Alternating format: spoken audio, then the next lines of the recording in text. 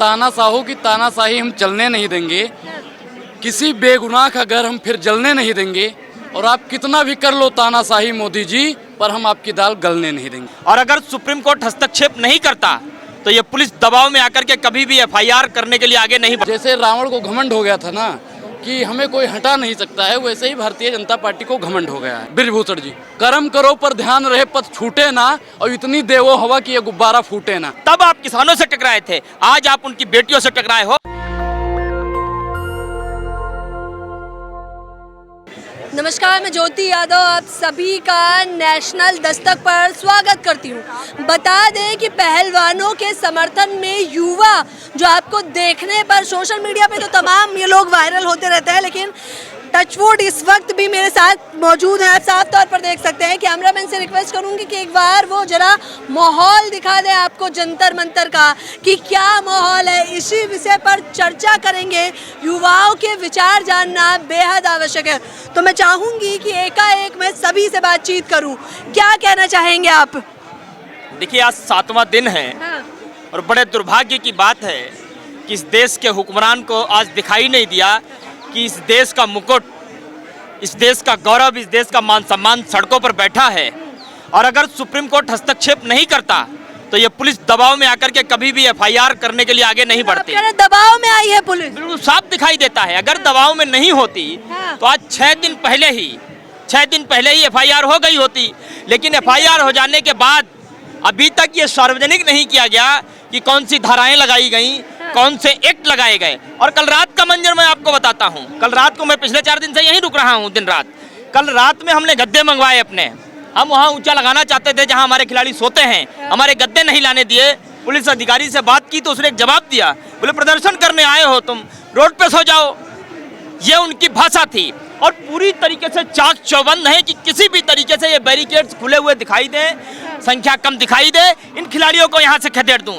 इस मनसा के साथ आप लोग तो बढ़ते जा रहे हैं दिन ब दिन। क्यों नहीं बढ़ेंगे? हाँ। ये खिलाड़ी जो हैं, ये इस देश का मान सम्मान है। और जब देश के मान सम्मान की बात हो तो पूरा देश क्यों नहीं खड़ा होगा? देख लीजिए, साफ तौर पर इन्होंने जो बात कही है उस बात की सच्चाई आप इसी से लगा सकते हैं कि कल बजरंग पुनिया ने लाइव आकर इसकी जानकारी दी थी कि सरकार की तानाशाही किस प्रकार से चल रही है। जहाँ एक तरफ कोर्ट का फैसला उनके हक में आया तो दूसरी तरफ उन पे दबाव बनाने का भी पूरा प्रयास किया जा रहा है। अनुराग, क्या कहोगे इस पर? देखिए, तानाशाहों की तानाशाही हम चलने नहीं देंगे, किसी बेगुनाह का घर हम फिर जलने नहीं देंगे, और आप कितना भी कर लो तानाशाही मोदी जी, पर हम आपकी दाल गलने नहीं देंगे। आप कितना भी कर लो, लाइट काट दो, गद्दा ना लाने दो, यहाँ पे बैठने मत दे, लेकिन लोगों को कितना खदेड़ोगे।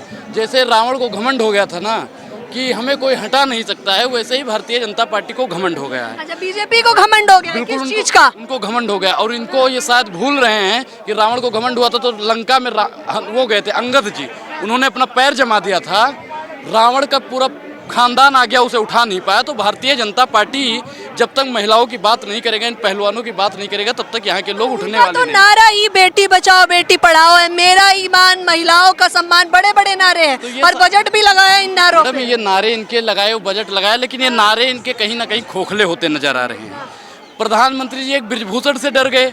बृजभूषण जी ने, जब ये लोग पहले ही आए थे धरने पे, तो उन्होंने कहा कि मैं फर्द नहीं हूँ महफिल की, मैं एक मुकल्लम महफिल हूँ, महफिल न रहेगी महफिल में अगर मुझको उठाया महफिल ने। तो इससे प्रधानमंत्री जी डर गए कि अगर बृजभूषण को कुछ होता है तो मेरा क्या होगा।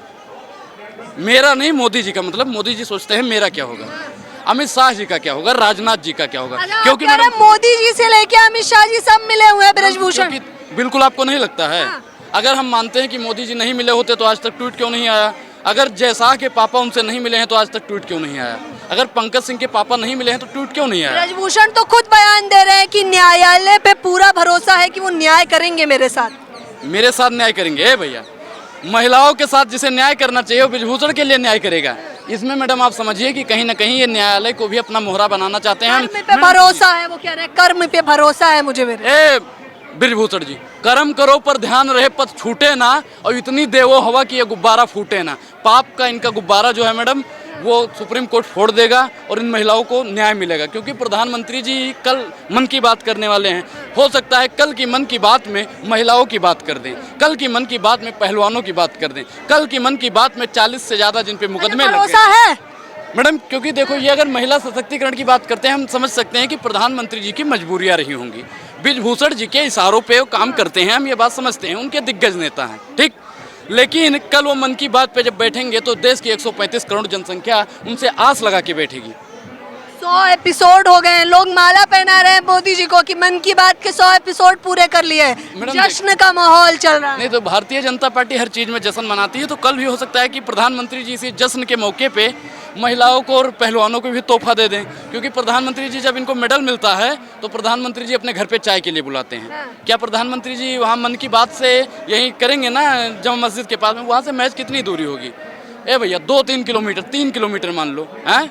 वहाँ से यहाँ तक आने में कितना वक्त लगेगा? गांधी म्यूजियम में कर रहे हैं मैडम, घबराइए मत, वहाँ से आने में 10 मिनट लगेगा। क्या प्रधानमंत्री जी यहाँ पे नहीं आ सकते हैं? आरोप प्रत्यारोप जोर हो गए। मैं बताना चाहूंगी ब्रजभूषण शरण जहाँ ये कह रहे हैं कि मुझे मेरे कर्म पे भरोसा है, मुझे पूरा भरोसा है कि न्यायालय हक में फैसला सुनाएगा, सही फैसला सुनाएगा। तो पहलवान भी यही बात कह रहे हैं कि यौन उत्पीड़न का जैसा गंभीर मसला है तो इन लोगों को भी यही कहना है कि हक में फैसला और न्याय में फैसला सुनाया जाएगा। अब गलत कौन है सही कौन है ये तय करना मुश्किल हो गया है। देखिए न्यायालय तो फैसला सुनाएगा ही, जब व्यक्ति गलत करता है तो उसके मुंह से अल्फाज भी गलत ही निकलते हैं।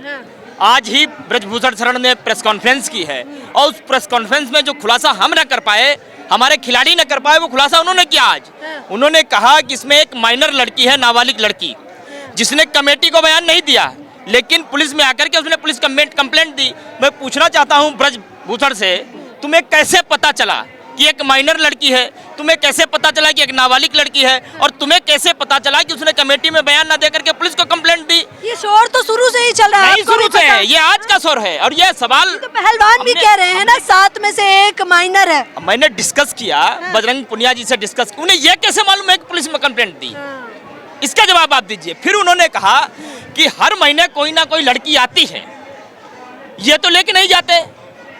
आरोप तो इन्होंने लगाए ना, समस्या में ये तो लेके नहीं जाते। कहाँ से लड़की लेके आते हैं? नहीं।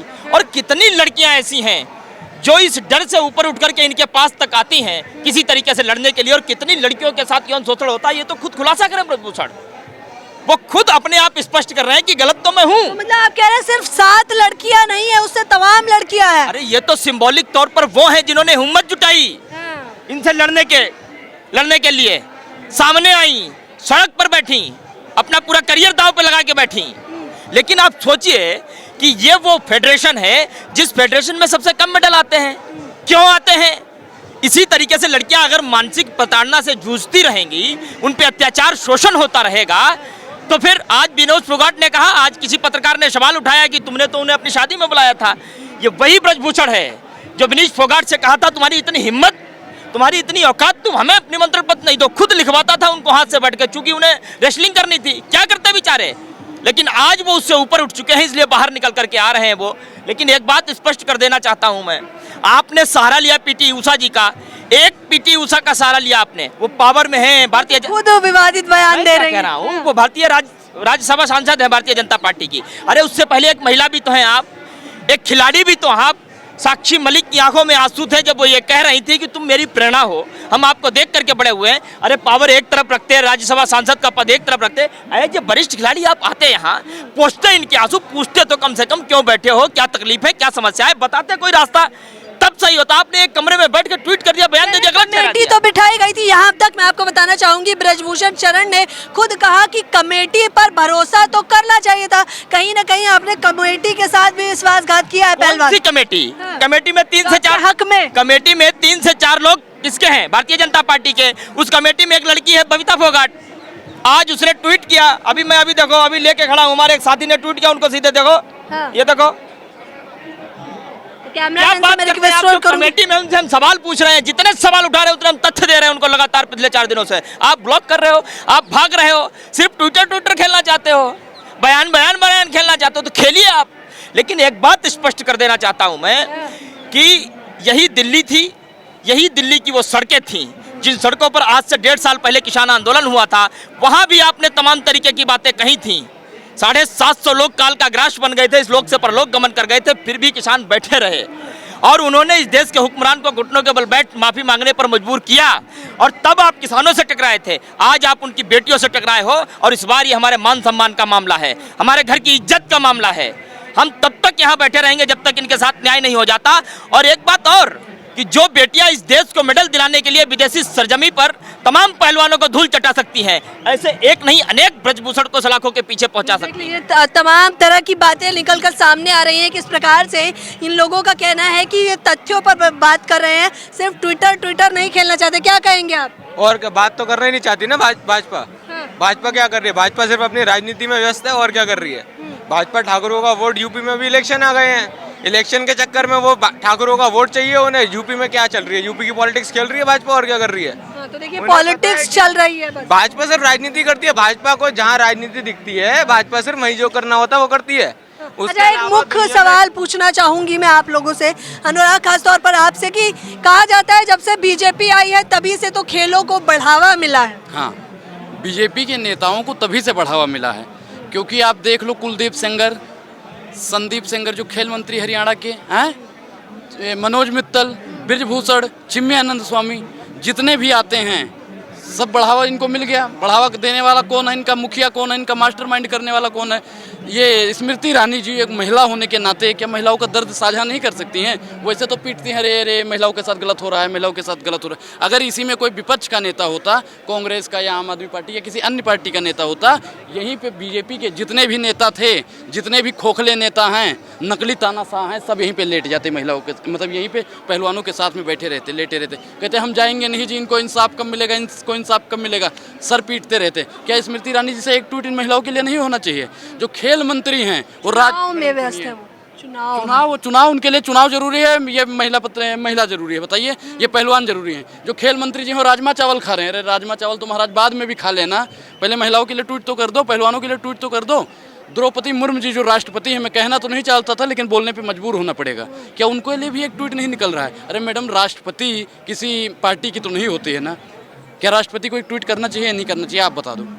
देखिए तमाम सवाल उठ खड़े हुए हैं, ये लोग एकाएक लगातार अब सवाल पूछते जा रहे हैं। इन लोगों का कहना है कि आखिरकार अभी तक बीजेपी चुप्पी साध के क्यों बैठी है। मैं बार बार आप लोगों को आम जनता इसलिए दिखाने को कहती हूँ क्योंकि कहीं ना कहीं अगर एक तरफ ये आरोप प्रत्यारोप लगते हैं कि लोकतंत्र खतरे में है, तो ये देखकर खुशी भी होती है कि तमाम लोग महिलाओं के समर्थन में एकजुट है।